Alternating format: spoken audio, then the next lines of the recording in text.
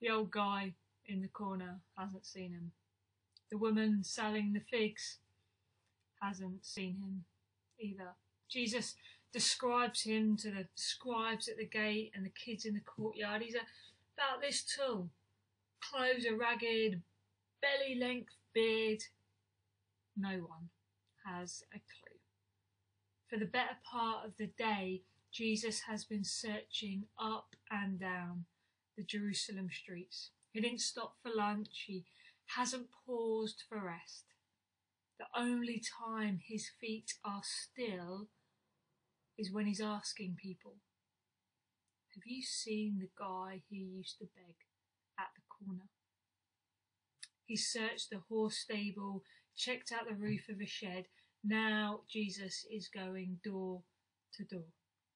He has a homeless look, Jesus tells people, unkempt, dirty, and he has muddy eyelids. Finally, a little boy gives Jesus a lead. Jesus takes a back street towards the temple and spots the man sitting on a stump between two donkeys.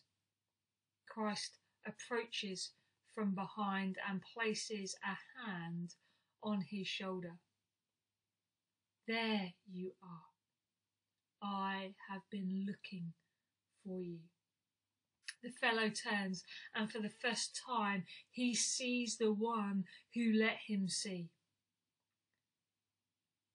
And what the man does next, you and I may find hard to believe. Let me catch you up on the background story. John introduces him with these words. As Jesus passed by, he saw a man blind from birth. This man had never seen a sunrise. Can't tell purple from pink. The disciples thought the family tree. Rabbi, who sinned, this man or his parents, that he would be born blind? Neither, Jesus replies. Trace the condition right back to heaven. The reason the man was born sightless, so the works of God may be displayed in him. Talk about a thankless role, selected to suffer. Some sing to God's glory, others teach to God's glory. Who wants to be blind for God's glory? Which is tougher, the condition or discovering it was God's idea? The cure proves to be as surprising as the cause. Jesus spat on the ground, made clay of the spittle and applied it to his eyes. You know, the world abounds with paintings of Jesus, don't they?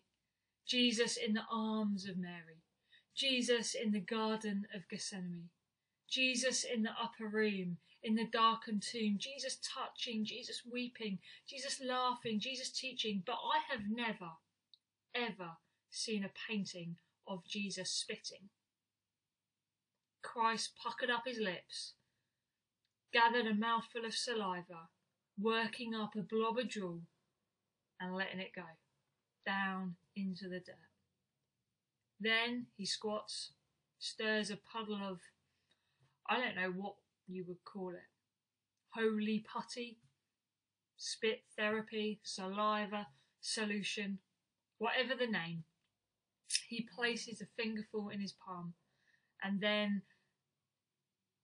places it, streaks the blood on the blind man's face. Go wash in the pool. The beggar feels his way to the pool, splashes water on his mud-streaked face and rubs away the clay. The result is the first chapter of Genesis just for him. Light came into darkness. Virgin eyes focus, fuzzy fingers become human beings, and John receives the Understatement of the Bible award as he writes, he came back seeing. Come on, John.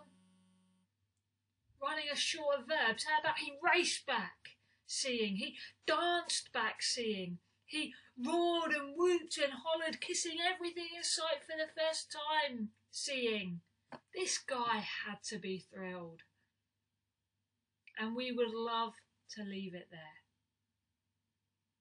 But that wasn't the case. Look at the reaction of his neighbours. Is this not the one who used to sit and beg? Others were saying, this is he. Still others were saying, no, but it is like him. He kept saying, I am the one. These folks don't celebrate. They debate. They've watched this man grope and trip since he was a kid.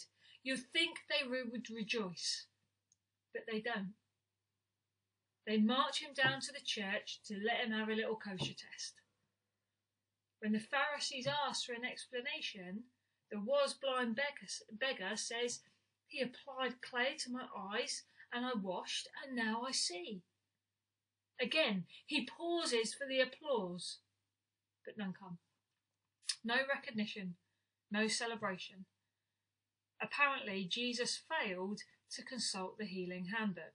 Now, it was the Sabbath on the day which Jesus made the clay and opened his eyes. The Pharisees were saying, this man is not from God because he does not keep the Sabbath. That noise you hear is the bleeping of absurdity. Here's a paralleled response. Suppose you go to the swimming pool where there is a sign just before you enter that reads, rescues performed by certified lifeguards only. You never think good or bad about the rule until one day you bang your head at the bottom, you black out 10 feet under. Next thing you know, you're belly down at the side of the pool, coughing up water. Someone rescued you.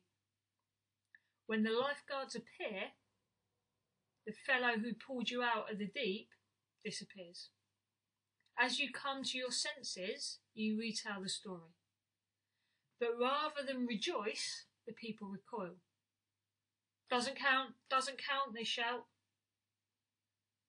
It wasn't official, wasn't legal. Since your rescuer wasn't a certified lifeguard, consider yourself drowned.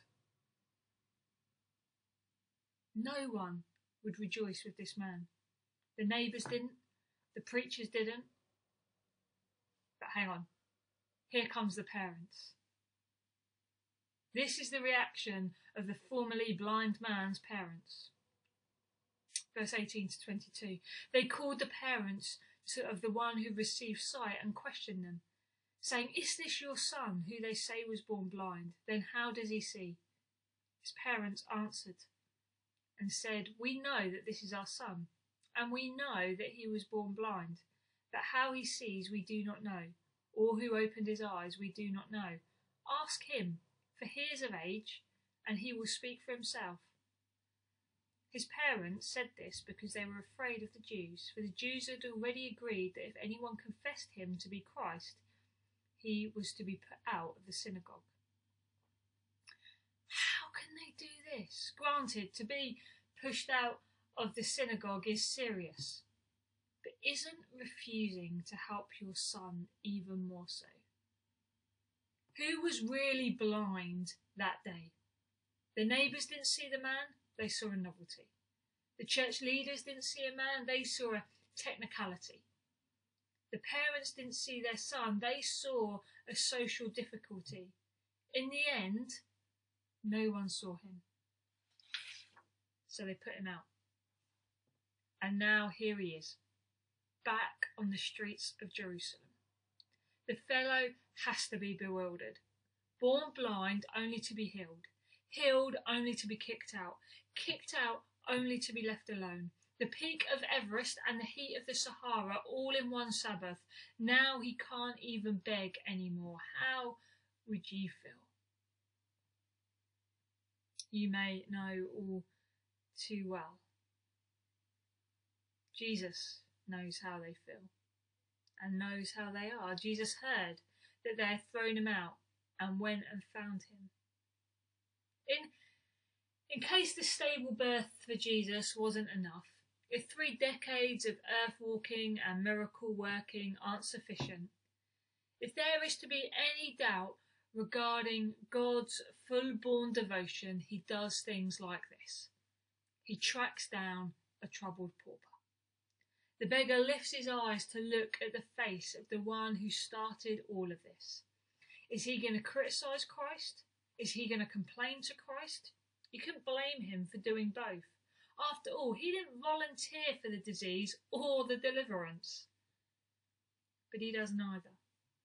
No. He worshipped him. Don't you know he knelt? Don't you think he wept?